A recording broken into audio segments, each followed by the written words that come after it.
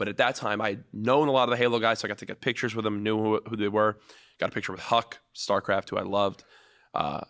And then Puckett that was one of his first events behind the scenes doing like producer stuff. He wound up figuring out that he hated it. We'd come back to the camera soon, but I didn't get to see him all weekend until after the show. Saw him for like 2 seconds, got to give him a big hug because we had become friends through playing StarCraft. And a few years passed, and the next thing you know, we kept in touch. We still played games. I wished him like a happy birthday or something. Yeah. And then he was like, "Thanks, dude. Also, aren't you based in the New York area?" I was like, "Yeah." He's like, "You're going to school for video and film stuff, right?" I was like, "Yeah."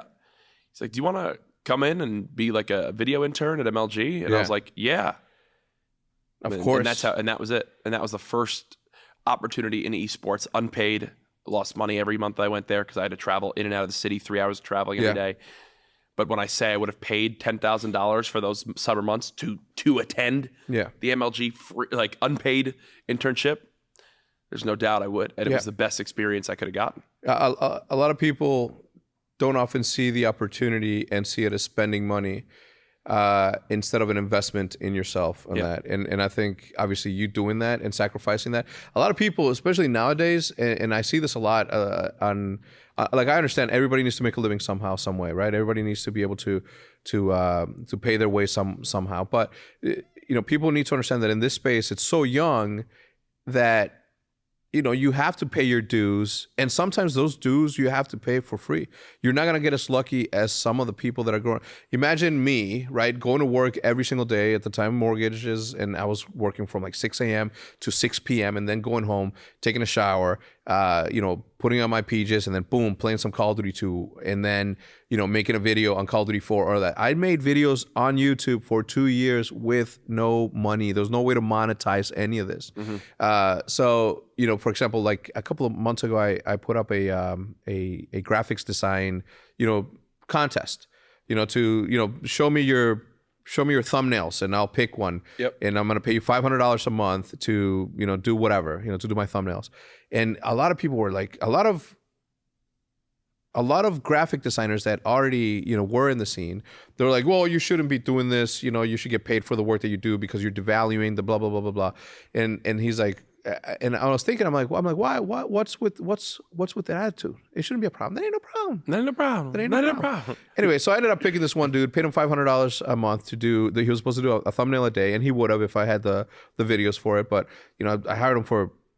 He worked for me for like 2 months, and maybe made like 6 thumbnails for me. Yeah, I got $1,000 for 6 thumbnails. That's a very good job. I'll do your thumbnails for that. Now imagine if this dude would have said, "Hey man, you have this something that you're not doing on YouTube that maybe you should try is this," and he gives me a suggestion, and then I try that suggestion, and then it works, and then I'm like, okay, well, I appreciate that. Why don't we continue to work together? And then, that's how he would have been the first one that I would have brought into my space if he was like, "Yo, man, I do camera work too. We're already working together. Let me go record you for a couple of events and let's see what happens." Yeah, I would have been like, "Yeah, it's a good idea. Let's go do it." He didn't, obviously because of whatever. But a lot of people get these opportunities and they just don't take advantage of the full opportunity. Yeah, right. We talked about it last podcast with Pamaj. He got an invite. He'd been watching this guy play video games and make videos, and he got the invite and he got to play with him immediately. He's like, "All right, this is my time to shine. I got to do everything right. Point in case, as I wrap all that up in a nice tight little bow, you are the exemplary note of that specific opportunity knocks. I open the door, I walk in that room, and I own that fucking room. Because when your opportunity came to, do whatever it is that you do, go to school, and then interning to whatever for MLG, and then on top of all that, all your hours spent on everything that you've done the entire day, you say, you know what, I'm gonna sacrifice 3 hours of sleep right now, and I'm gonna stream some Call of Duty. You started with Black Ops 3. You started to gain an audience. And I don't remember which pro got mad at the fact that what did he say? Oh my God, I don't remember who it was, but somebody got mad. It was a pro that got mad and said, Activision is turning the casters into bigger personalities than the players. I mean, I think Aches was part of it. You think Aches? I think it may have been. I don't know. But the fact that some, yeah, so do I. The fact that somebody said that instead of like, damn, why aren't I streaming? You know what I'm No saying? one was doing Pushing the, everybody's success on somebody else's. I mean, when in reality is the person succeeding is the person's doing the success. Very, very, very, very seldom. I streamed almost 600 hours of Black Ops 3, and I wasn't full time. And you weren't let's say maybe 525 of that was during that year because I probably played a little bit after, but I wasn't full time. It was after whatever I did for ESL, and that's what it took for me to reach 1,000 subscribers and get a base, and it planted one of the most real things from. And Inception is my favorite movie. Inception, yeah, and like it's crazy to think, but like the idea of Inception in the movie, it's not that everyone always jokes like, oh, a dream within a dream, Inception. Like no, that's not what Inception is. Inception is planting an idea in someone's mind, and when it manifests, and it's like, oh, the whole point of that movie is plant the idea of I shouldn't become my dad's thing. Yeah. I should become my own man sort of thing. Like, let me sell the company or whatever.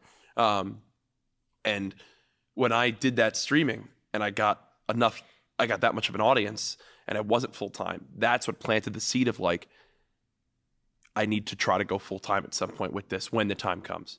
And that always was in the back of my head, festering, waiting from 2016 up until when I finally was able to make the leap this year. Yeah.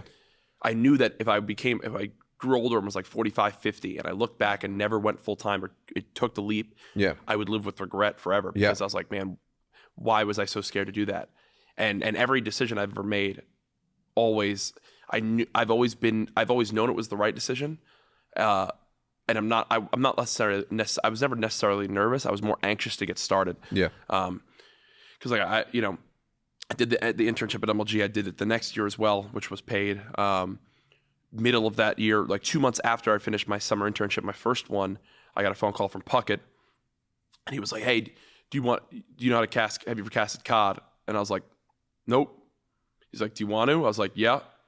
He's like, "We have our Columbus event in 10 days, MLG Open, which wound up being one of the biggest open events ever for MLG in regards to viewership. That was the Optic Phase final, Aches with Apathy, Slasher. With a cut-up hand, too. Yeah, right? cut-up hand. That was when all the internet from the venue got shut down, and like remember Twitter like blew up. Like that was when Matt tweeted out like if active and got like 20,000 likes in 10 minutes. Something was happening like that, right? Because they got hit offline by like all the whatever. That was back with like the Blizzard squad, stuff like that. Yeah, holy shit! I remember that because I did that as well, and everybody was getting all this action. I remember I had like 2,000 followers on Twitter from that weekend, and I was like if active, 157 likes. What? And that was crazy for me. So for that event, Puckett was like, also, I'm going to give you a tip. Know your worth. Like, know your value. We're going to pay you $500 for that weekend. Like, don't do it for free.